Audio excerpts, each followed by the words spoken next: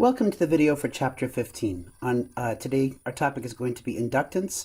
We're going to talk about self-inductance. We're going to talk about mutual inductance. We're going to talk about the energy that's stored in an inductor. Of course, so far we've already seen resistance. We've already talked about Ohm's law on a point-by-point basis. We've looked at capacitance. That was strictly from the perspective of electric fields. But now inductance is going to be the analog to capacitance, but with magnetic fields. Today's historical perspective is the person whose name is given to the unit of inductance, Joseph Henry. He was an American scientist. It's nice to see things back in America now, who discovered self-inductance, and he also discovered mutual inductance, even though Michael Faraday gets the credit for it because he published his paper on it first. The SI unit of inductance is named after Joseph Henry. So let's talk a little bit before we can get into inductance. Let's talk about magnetic flux linkage. So magnetic flux linkage is really not a difficult concept. We've already talked about magnetic flux. Remember that we've seen that psi sub m is the letter that we're going to use to represent magnetic flux, and that really we've been using magnetic flux density for a long time, and B is just psi sub m divided by A. So we can calculate, of course, psi sub m. If we needed to, we could calculate it as B times A, or quite frequently we'll calculate it as the result of a magnetic circuit calculation. Well, once we find that magnetic flux, if we multiply that by the number of turns of a coil that are linked by that magnetic flux, that's what's known as the magnetic flux linkage. So that's kind of, there's a lot of new words there: linkage, coils, turns, and so forth.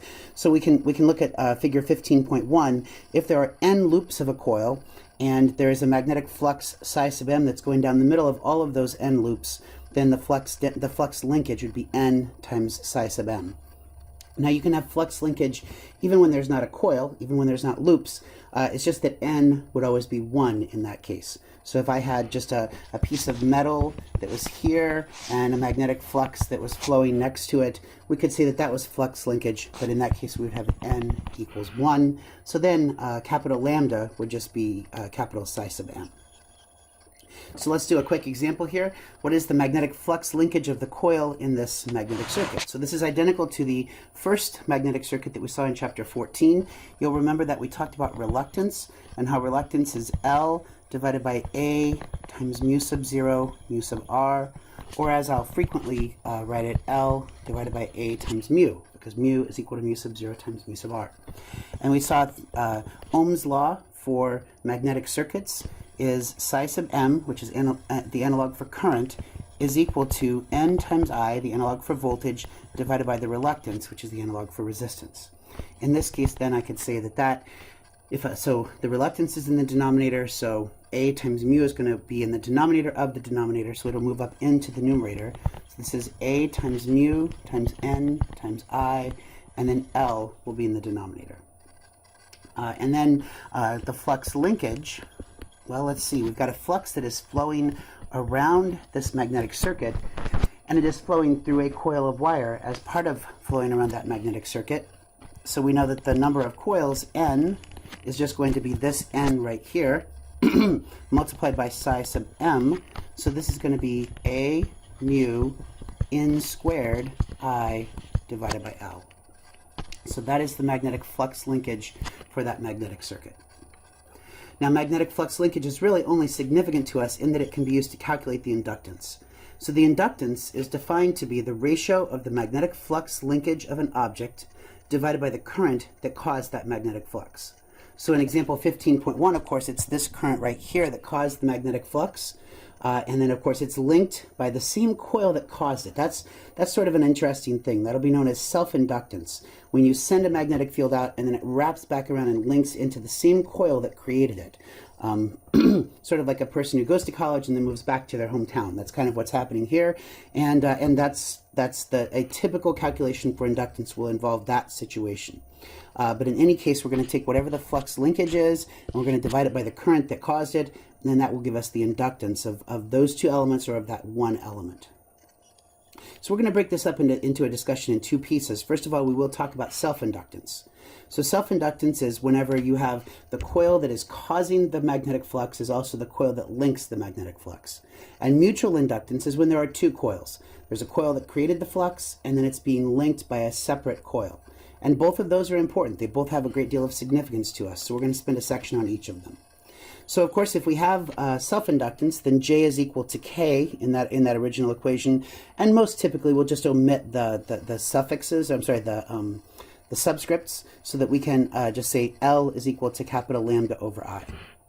Now the most typical kind of inductor is just going to be a coil of wire on a metallic, a ferromagnetic core. And so you can see here this picture 15.2. I'm going to begin to use D to represent the length of the coil, because of course we're using L to represent the inductance. We're using L to represent inductance because the French word for inductance begins with an L, and we already used I for the current because the French word for current began with an I.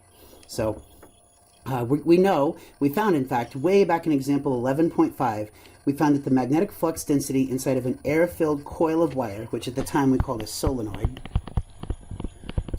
and solenoid and coil are really the same thing. We found that it's mu sub 0 times Ni divided by D.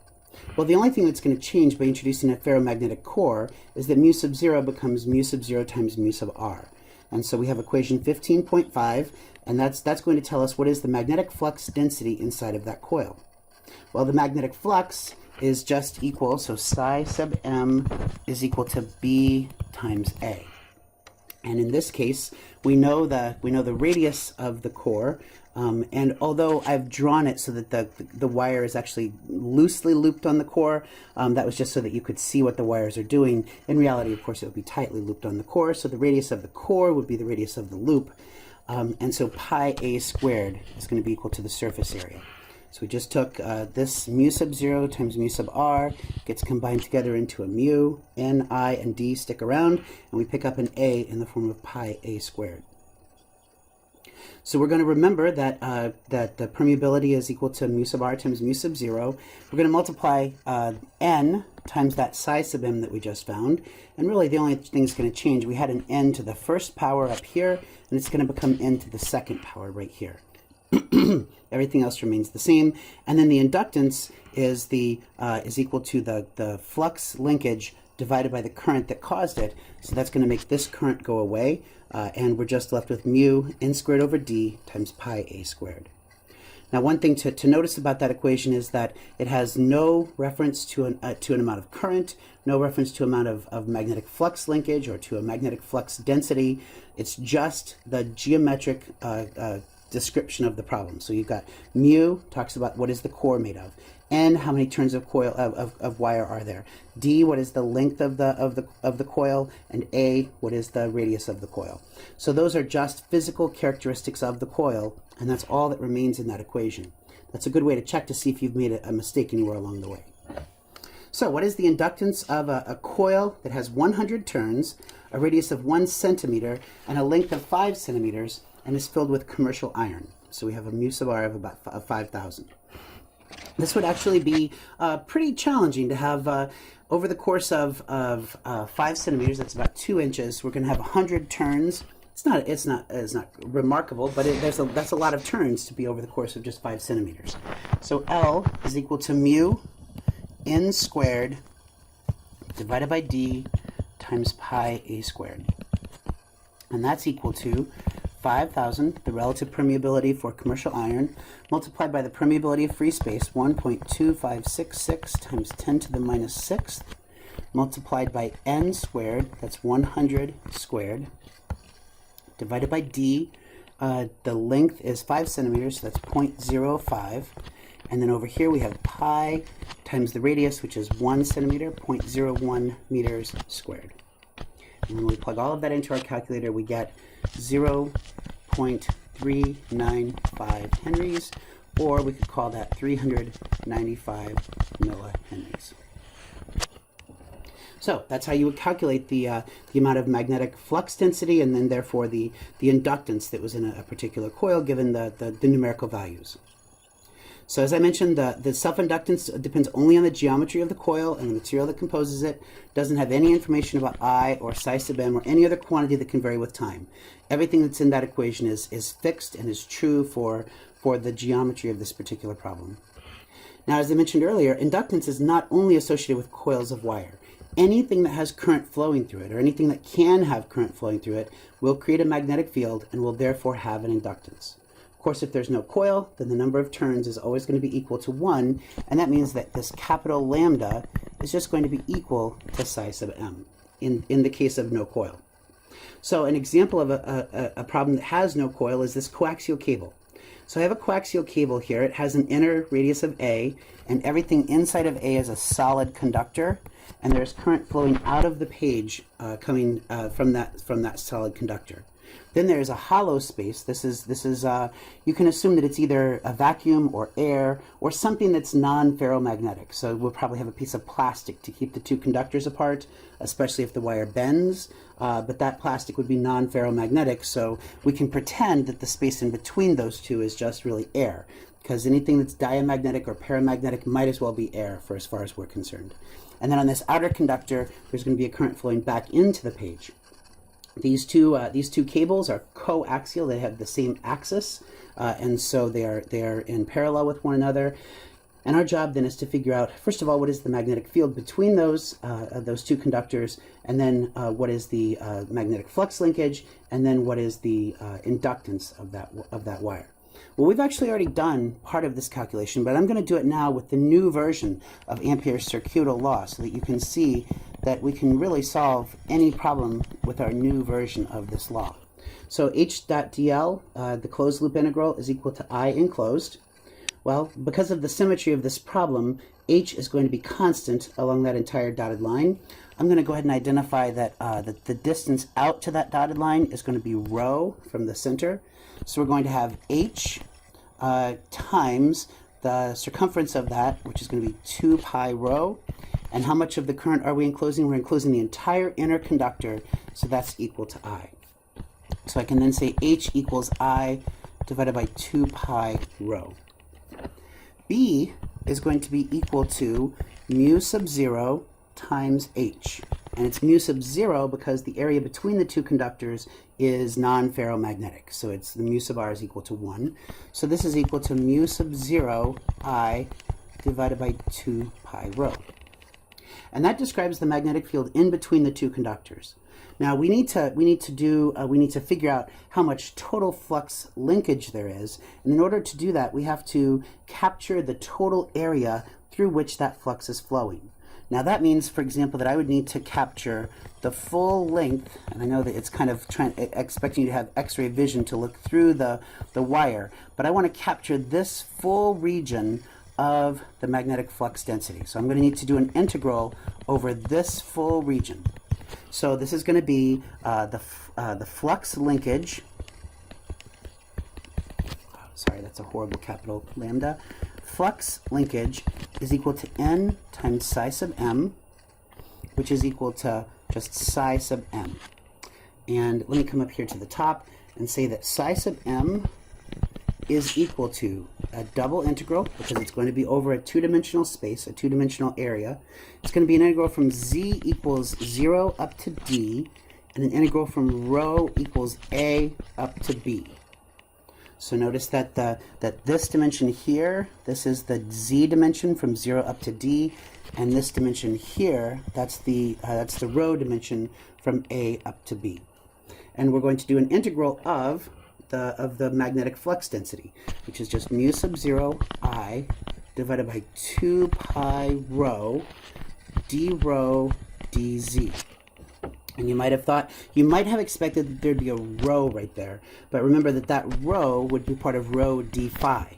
Well, we're not doing an integral in the phi direction, right? The phi direction would be around this direction, and we're not doing that. So we don't need a rho here, and we don't need a d phi. We're just integrating with respect to d rho and dz. Well, we've got some constants that can come out front here. So this is going to be mu sub 0 I over 2 pi. And the integral with respect to z is going to be very simple. There's no z dependence, so it just becomes z evaluated between d and 0, which is just d. And then I have the integral of d rho over rho from a to b. Well, the integral of d rho over rho is the natural log. So this is mu sub 0 I over 2 pi d natural log, and it's the natural log of rho evaluated from a up to b. And that is the natural log of b minus the natural log of a, which is the natural log of b over a. So this is mu sub 0 I over 2 pi times d times the natural log of b divided by a. And we're almost there. That is the flux, and therefore that is the flux linkage. And L in this case is, L in all cases, is the flux linkage divided by the current that caused it, which is going to be mu sub 0 I divided by 2 pi times d times the natural log of b over a, all of that divided by I.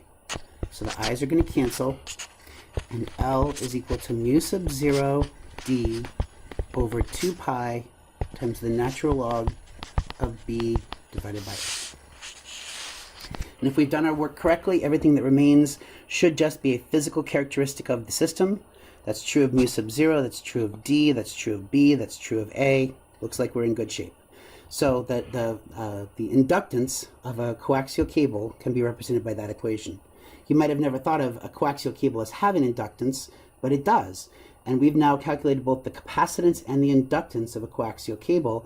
That's actually going to be extremely helpful to us here in about 2 weeks when we get into a discussion of transmission lines. Now, mutual inductance. Everything that we've been talking about so far is where the same structure that creates the magnetic flux is the same one that is linking that magnetic flux. But in the case where it's not the same, then we're going to call that mutual inductance, and instead of using the letter L, we're going to represent it with the letter M. It's not strictly necessary. You could call it L sub jk, but everybody knows that if you use M, that means that it's mutual inductance. So figure 15.3 is trying to show the situation where we might see mutual inductance. If there are two coils of wire and they're near each other, relatively near each other, a distance of d apart, and if there's current flowing through this first coil, I1, and there are N1 turns of that coil and an area A1, that will all create a magnetic flux density B1, which will then be linked by N2. And we'll be able to figure out what is the mutual inductance between these two coils. Interestingly, it doesn't matter whether we consider the inductance of the first coil linked by the second coil or the inductance of the second coil linked by the first coil. We're going to get the same calculation. We're going to get the same result. So you can choose whichever one is easier to work with, and you don't need to do both calculations. It'll be completely symmetric. Now, way back in example 12.5, we studied what happened when there is a circle of wire. I don't know if you remember this example, but we had a circle of wire, and we said, what if we were a distance above that circle of wire? And we did a calculation where we took a piece over here, we took a piece over here, and we figured out what is the magnetic flux density. And the result is equation 15.10. So this is our equation for the magnetic flux density a distance away, and so I'm up here in figure 15.3, we're a certain distance away from the first coil. Now, of course, the distance that I care about is the distance where it's at the second coil. I'm going to assume, by the way, that the lengths of these coils are negligible when compared to the distance between the coils. So although that's not true in this picture, I'm going to assume that the coils are essentially infinitely narrow. So if we take the limit as D is much greater than A, so in this equation, D is going to increase and A is going to be relatively small, so ultimately that will go away. D to the second power raised to the 3/2 power is D to the third power. Excuse me. So D to the third power, everything else is going to stay the same. We have a mu sub 0 and a 2 pi that stays the same. I is going to become I1. We now don't just have a single loop of wire. We're going to have N1 turns of the wire, and so we introduce an N1 there, and this pi A squared, I'm going to generalize that in case it's not a circular coil. That's going to be A1. Everything else is going to remain exactly the same. So equation 15.11 is going to be our go-to equation for understanding how the magnetic flux density is created by the first coil of wire. Now, the flux linkage of the second coil is calculated using that quantity multiplied by the surface area and then by the number of turns on the second coil. So we know that N times psi is going to be the flux linkage, and psi is B times A. It's the B that was created by the first coil. So remember, over here we've got a coil, and it's creating a magnetic flux density, and it's being linked by this second coil. So this is actually B1. That is the flux that was created by the first coil, but it's the area of the second coil that's going to link it. So that's why this is B1 times A2. That will give psi 2, multiply that by the number of turns on the second coil, and that will give you capital lambda 2. So if you look up here at equation 15.11 at the top of the screen, I'm going to need to multiply that by N2, and I'm going to need to multiply it by A2. But everything else between 15.11 and 15.12 stays the same. So this N2 is a new factor, and A2 is a new factor. Everything else came from equation 15.11. Once I have lambda 2, all I need to do is divide that by the current that created the flux linkage in the first place. Because as you can imagine, this B1, if I double the current, well then B1 is also going to be doubled. So it's really, it is a question of how much is the linkage proportional to the current that was originally used to create it. So if I put the I1 down here in the denominator, this I1 is going to cancel with the I1 in the numerator, and I'm left with just this expression right here, which probably should have had a box around it. Mu sub 0, N1, N2, A1, A2 over 2 pi d cubed. And first of all, you'll notice that in that equation, everything there is a physical characteristic of the system. And you'll also notice that it is symmetric. Anywhere that there's an N1, there's an N2. Anywhere there's an A1, there's an A2. So it wouldn't have mattered whether we did it from 1 to 2 or from 2 to 1. So let's determine the mutual inductance between the two coils in the following magnetic circuit. We're going to assume that a current is being applied to the left coil. So this current right here is being applied to the left coil, and the right coil is passive. We're not applying anything to the right coil. It is strictly responding to the flux flowing through it and not altering it in any way. That means that when we're calculating the flux linkage, let me put my right hand rule here so it's going to be going clockwise. So when we're calculating this flux linkage that's going around the magnetic circuit, we can simply ignore the second coil. Then once we've calculated that flux linkage, then we unignore the second coil and we figure out how much linkage is right there. So let's consider, first of all, we're going to calculate what is the reluctance. We have R is equal to D over A mu. Should be getting kind of accustomed to that by now. We have psi sub M is equal to N1 times I, which we could have called I1, but it's the only current in the problem, so that's why I called it I, divided by the reluctance. It's a little bit extravagant there, which is equal to A times mu times N1 times I divided by D. So that is the flux that is flowing around the magnetic circuit. The flux linkage, lambda, from 1 to 2, is going to be equal to psi sub m times n2. So this is equal to A mu n1 n2 I divided by D. And then the mutual inductance, M, from 1 to 2, is equal to lambda, 1 to 2, divided by the current that created the flux in the first place, which in this problem is just I. So this is A mu N1 N2 I divided by D I. The I's cancel, and we're left with A mu N1 N2 divided by D. In this problem, we have numerical values. We know the cross-sectional area is 0.05 meters squared. We know the path length is 0.6 meters. We know the coil N1 has 1,000 turns and N2 has 100 turns. This is actually quite a substantial mutual inductor. So we're going to probably, I would expect this to be a large result. You know, a 1 Henry inductor, I think of a 1 Henry inductor as being maybe something that I could hold in the palm of my hand. This is bigger than that. And so I would expect it to be on the order of tens of Henrys. So let's see if that intuition is correct. So M sub 1, 2 is equal to 0.05, and it says that it is commercial iron. Does it say commercial iron anywhere? Mutual inductance in the magnet, oh, commercial iron, right there it is. So that means that it is 5,000 for the relative permeability. Permeability of free space, 1.2566 times 10 to the minus 6th. That's multiplied by N1, which is 1,000, multiplied by N2, which is 100, and then all of that is divided by D, which is 0.6. All of those in SI units, so I don't need to write the units.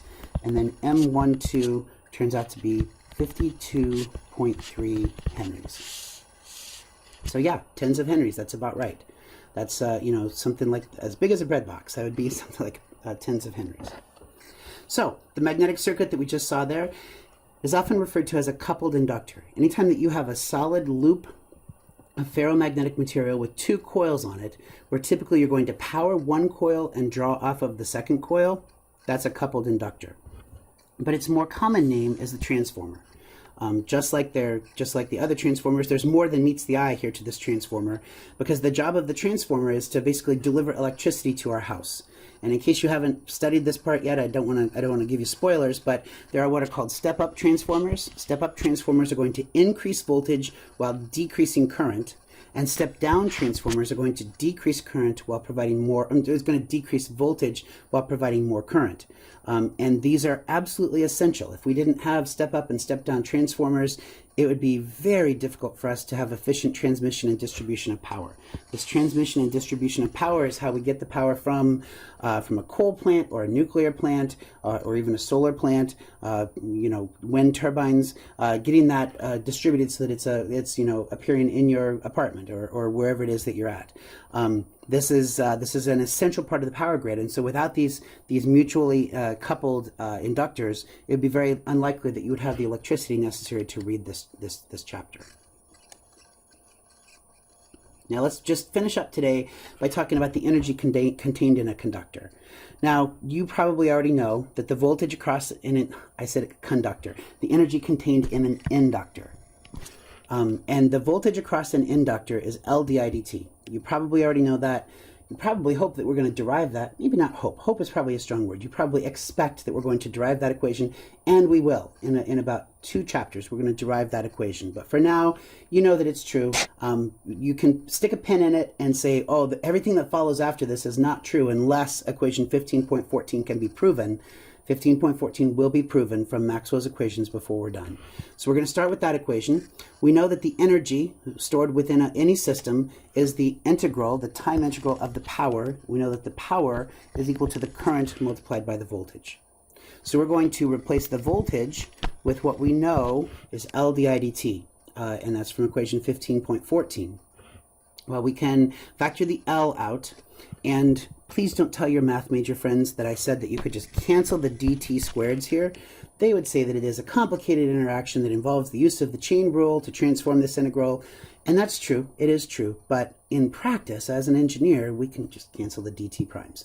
So we end up with an integral here, which is I times di, and that becomes I squared over 2. We bring the L along for the ride, and so therefore we end up with 1/2 Li squared. And this probably deserves to be its own equation. It probably deserves to have a box around it. So I just encourage you in some way in your notes to highlight equation 15.16, because that's going to be a very useful equation for calculating the energy within an inductor. If you were a very good student in circuits 1 or circuits 2, you might have even remembered that that's the energy within an inductor, just as 1/2 CV squared is the energy within a capacitor. But let's go one step further and say, what do we know about L and I? Well, we know for a coil of wire, a solenoid inductor, we just found from equation 15.8, we found an equation for the inductance. Well, I'm then tempted to take that and plug it into there. But even if I did that, there would still be I left, and I don't have a good thing for I, so let's see if I can find a way to represent I in terms of magnetic fields. Well, I know that the magnetic flux density was mu times N times I divided by D, and I can rearrange that equation to make it I is equal to BD divided by mu N. So I could then take that and substitute it in, because I'm going to have to kind of span the page here. I'm going to plug that in up for I. Whoops, I missed it. I'm going to take that and I'm going to substitute it in for I right there. So I'm going to have quantities that are really in terms of the physical characteristics of the system and the magnetic fields flowing through them. And that's going to be shown on the next page. So equation 15.8. This is my equation for L, and this is my equation for I, and don't forget that I has to be squared. So we have 1/2 Li squared, and let's see here, N squared is going to cancel with N squared, because it's inside of that bracket that gets squared. There's going to be a D here, which is going to cancel with half of this D, and I don't really know how to represent that.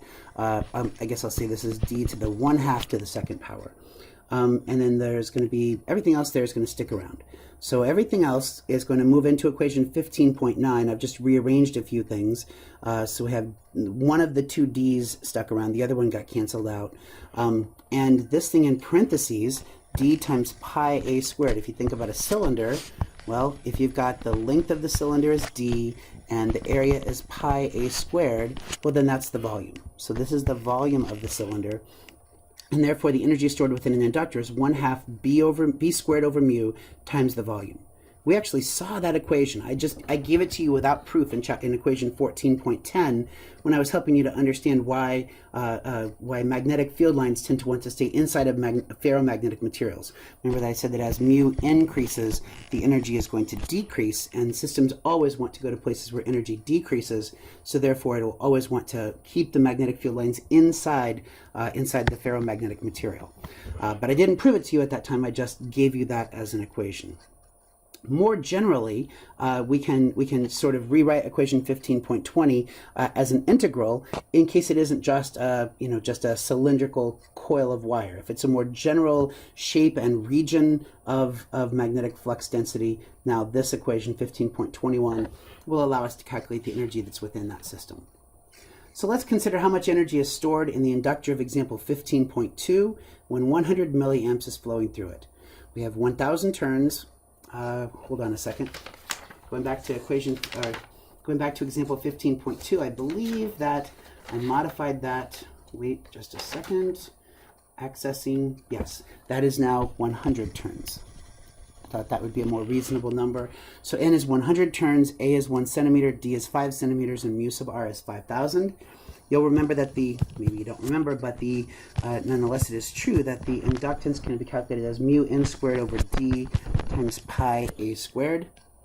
And when we plugged all of those numbers in, we got that it was 0.395 henries. And we could do all of the work necessary to use equation 15.20, and you would think, well, you just did a lot of work to derive equation 15.20, don't you want to use it? And I would say, yes, but there's an easier equation. If I go back up to here, then this equation 15.16, whoops, go away, collapse, go away. There we go. Equation 15.16 is going to give us everything that we need, because we already know L and we already know I, and 1/2 has a well-established value.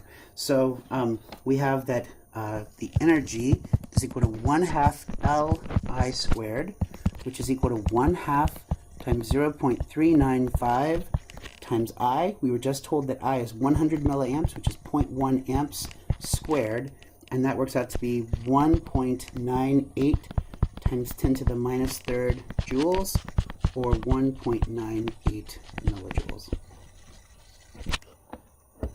So today we've learned how to calculate magnetic flux linkage. We've learned how to calculate self-inductance. We've learned how to calculate mutual inductance. We've seen that inductance doesn't have to be for a coil of wire, that it can also be anything that carries a current that creates a magnetic flux density will have a flux linkage, in which case then N would just be 1 if there is no coil. We've also talked about how to calculate the energy stored within an inductor and the energy stored within a general magnetic field as well.